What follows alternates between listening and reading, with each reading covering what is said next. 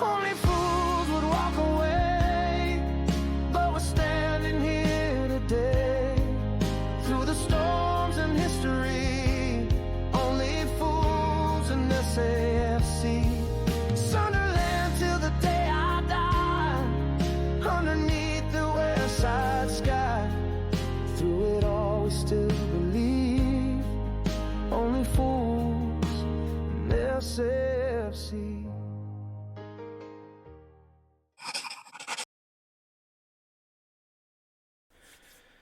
Well, hello, how are we getting on? Hope you're alright. As you can see, I am wrapped up because it's absolutely fudging freezing this morning, but we're back again with another video. So Monday sees us welcome Everton to the Stadium Light, our first Monday night football of the season. Hoping to continue our really good form. You know, everybody must still be on cloud nine after last weekend's performance. I'm still buzzing. I still haven't calmed down yet.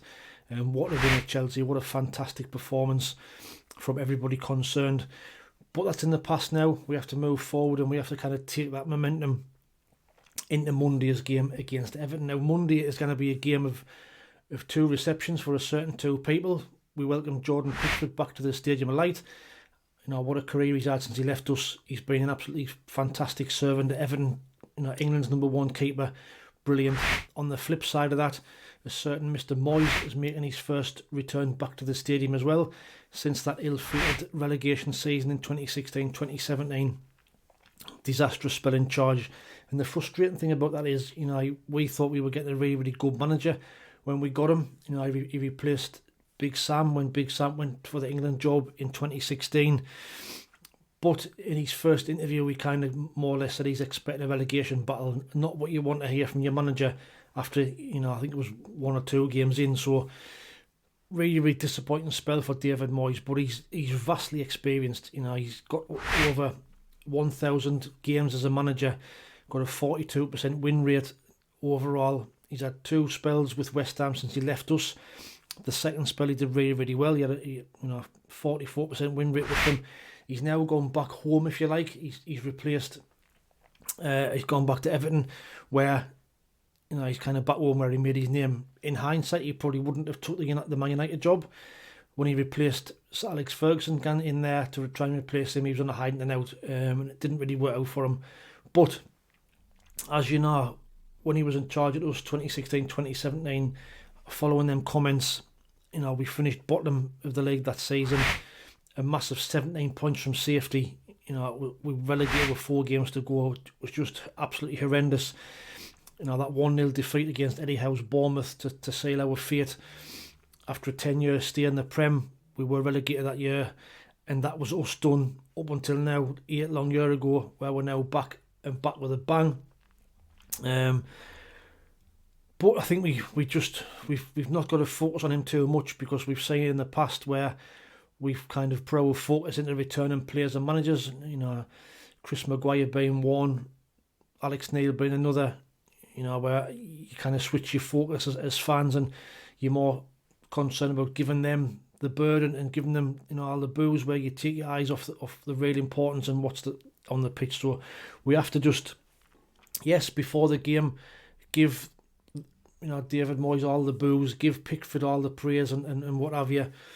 But when the game kicks off, our focus has to be on the game.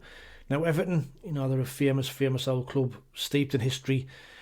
In recent years, we've kind of formed a good bond with them, you know, with what they've done for Bradley Lowry in his final days and months. You know, they had fundraisers and what have you. I think we played them in the Carabao Cup, didn't we?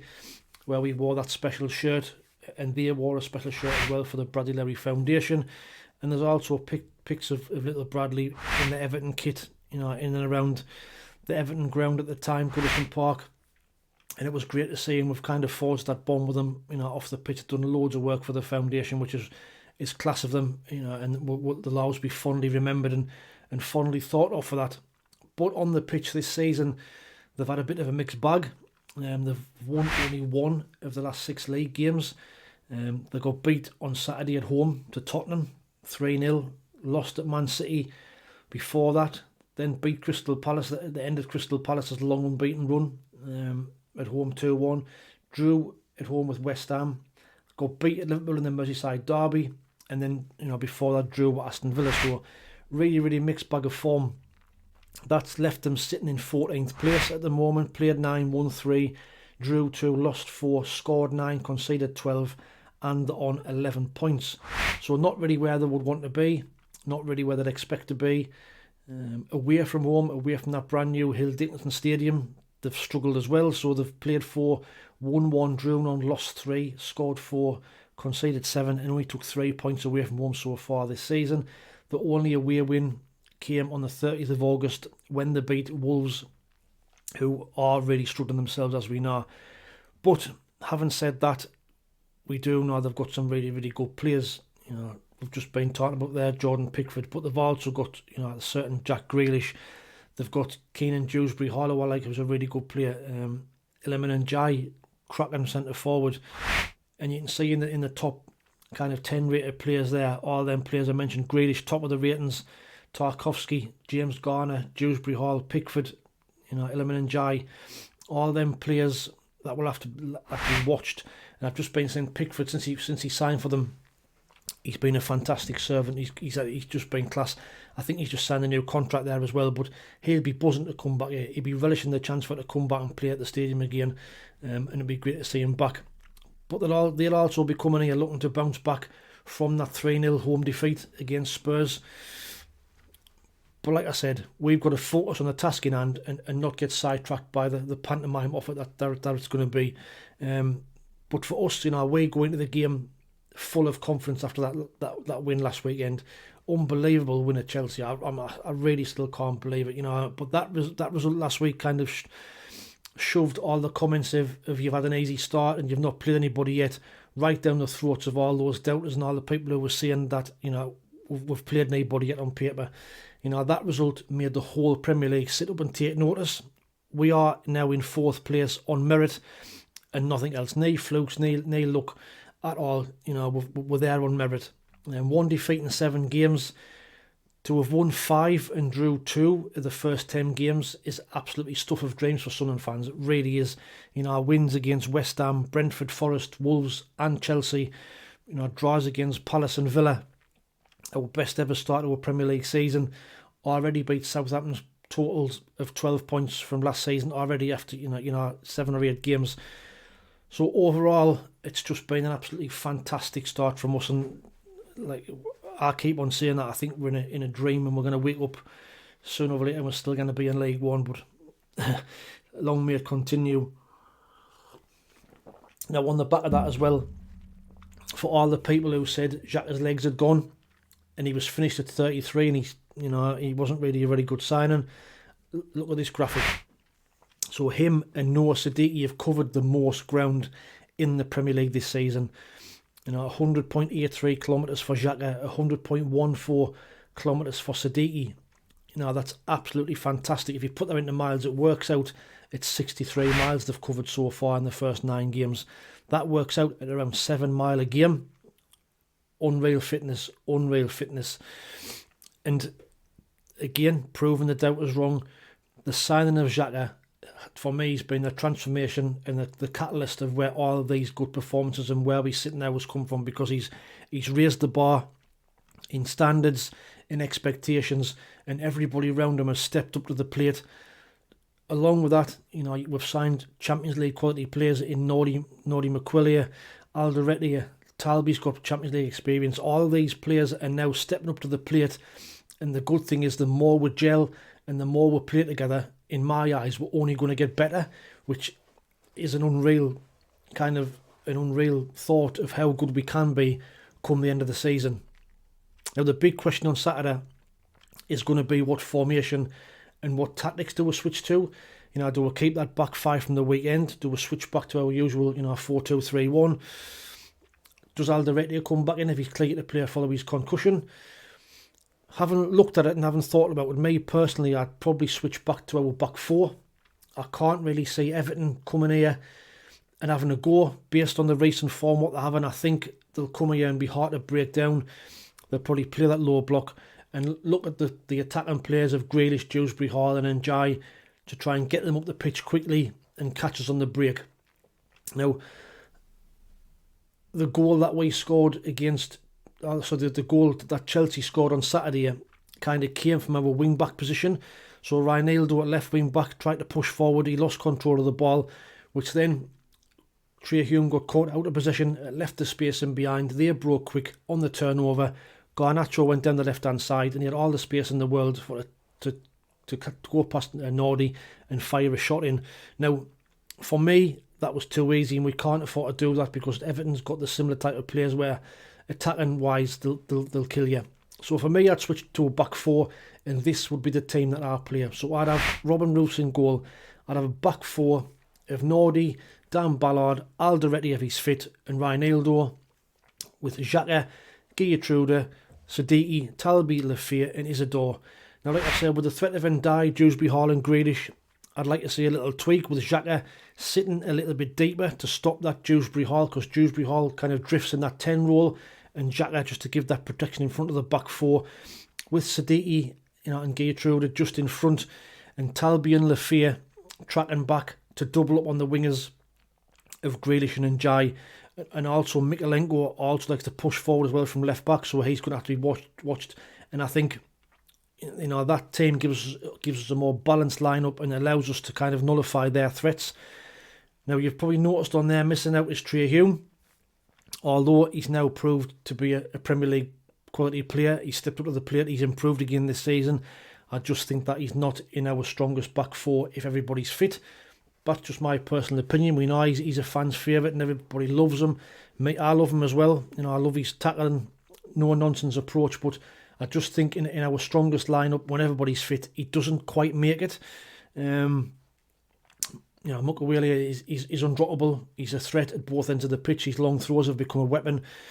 Contributions at both ends. Ballard's been immense. Alderete is that balance. He's left-footed. He gives us the balance at the defence as well.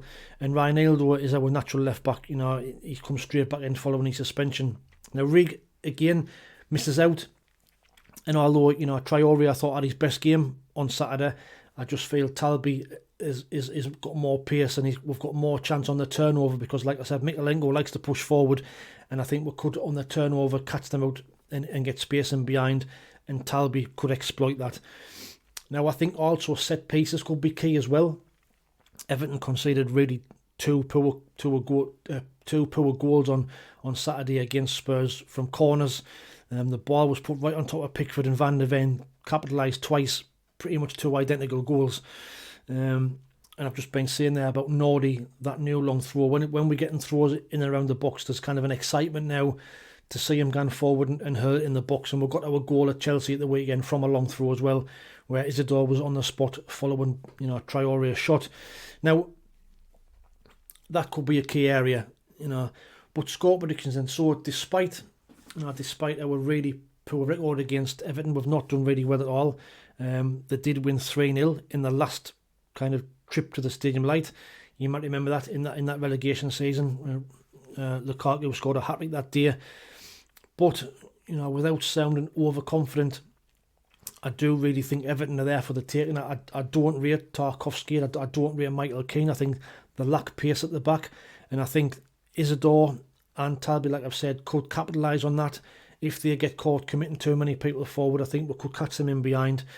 And I think, they are there for us to take advantage and win. Now, I hope this doesn't come back to bite us on the arse because, I might sound a bit overconfident, which is all the things which I've just been saying we shouldn't be doing, but I'm going to go for a Sunderland win, a Sunderland clean sheet, and I'm going to go for Sunderland 3, Everton 0. Bold prediction, I know, but just the way I feel, just how I think the game might pan out, and that's just how I think the game will go. But submit your score predictions in the comments below. What do you think? What would your team be? Would you switch to that back four? Would you keep a back five like we played against Chelsea? And let us know what your thoughts are. Now, unbelievably, 5 people correctly predicted a 2-1 win last weekend against Chelsea. Whether that was heart over head, I'm not too sure. But, well done to David Jackson, David Joblin, Elizabeth Eyre, John Ruddock, and the man of the world all predicted 2-1. And Richard Waite, Tony Huntington, and Sophie OY2 also predicted a win. So points on the board for them, which leaves the overall scoreboard looking like this. So Chris Carter-Jackson and Elizabeth Hare are out in top. Oh, sorry, there's 3 we're tied with Chris Carter-Jackson, Elizabeth Eyre and John Ruddock, all on 16 points. Tony Hunting on 15, Mark Atty, Peter Smith, Steve SM 68 and Stuart Macker on 14. Alex Dixon, only fills in SAFC, I wonder who that is. And Richard Waite on 13 points with Ray Knight, Stephen Smith and the Man of the World on 12. That is your top 5. But like I say, get your comments, get your score picks in the comments below. Let us know what your thoughts are on the general performance and how the season's been so far and how proud we all are of how we've done and long may it continue. You know, if you don't mind, like I always say, you know, please like, share and subscribe, because over the past few weeks the numbers have started coming back, getting back on track. The video numbers are good. We're getting over 1,000 now on the views, which is kind of where we are usually. Subscribers as well as coming back. We're on 4,000, kind of 800, need 184 to make it at 5k. So if anybody's watching this who was brand new, or you're a regular returning viewer and you're not yet subscribed, please just hit that little black button. It's free, costing out, and see if we can get to that 5k mark, because I'll be so proud to get to that 5k. What an achievement it'll be. And thank you to everybody who's joined us on the ride to get there. If you hadn't seen the midweek matches that we did last night, we did a fancy dress one, which was a good laugh, and the banter was crack. The banter was crack. The banter was class. On the live stream last night with me, Michael Bowers, Conrad, and Mike. It's a great show. Love teaming up. It's available, you know, on Spotify as well as a video kind of podcast and an audio one as well. So check that one out. The link's in the description below. But I'll be doing a match review after the game on Monday. Will be a late one, or it might be an early one Tuesday morning, depending on what time I get back. But in the meantime, have a great rest of the week. Enjoy the football over the weekend and see where we are going into Monday's game. But thanks for watching. Take it easy. Stay safe. And we'll speak very soon. Ta-ra. Sunderland's where we live and fight with pride.